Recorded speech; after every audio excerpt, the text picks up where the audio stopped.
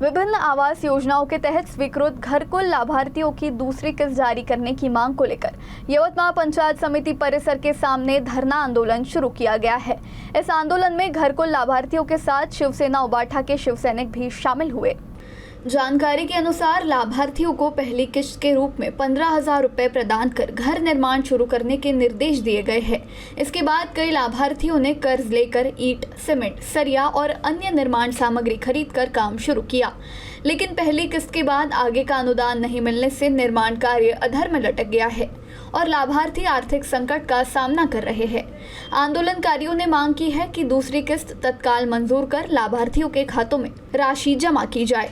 उन्होंने चेतावनी दी है कि जब तक लंबित किस्तें जारी नहीं की जाती तब तक आंदोलन जारी रहेगा। आंदोलनकारियों ने प्रशासन से इस मुद्दे पर तत्काल हस्तक्षेप करने की मांग की है।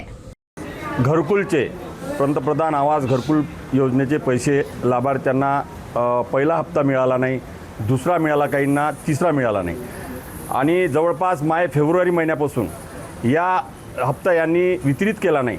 म्हणून या ठिकाणी आम्ही यांना विनंती केली होती आणि त्याच्यानंतर आम्ही निवेदन दिलं का जर समजा तुम्ही 8 तारखेला जर यांच्या खात्यात पैसे टाकले नाही तर आम्ही आज रोजी त्या ठिकाणी त्यांना राहायची व्यवस्था नाही, त्यांनी पर्यायी कसे तरी टिनं टाकून तिथं राहत आहे आणि यांच्या सांगण्यावरूनच, याच प्रशासनाच्या सांगण्यावरून त्यांना घरकुलात तुम्ही बांधा, नाही तर आम्ही तुमच्यावर कारवाई करू असं या लोकांना सांगून घरकुल बांधण्यासाठी त्यांना तयार केलं आणि जवळचे पैसे लावून आणि याचे 15,000 ह्या ठिकाणी जोतं बांधलं। जोता बांधल्याच्या नंतर ह्या साईडला हे लोक राहत आहे, कोणाचं लेंटर लेवलला आलं आणि कोणाच्या घरावर टिनं नाही। अशा परिस्थितीत आज बरसात सुरू झाली आणि यांना राहायला जागा नाही।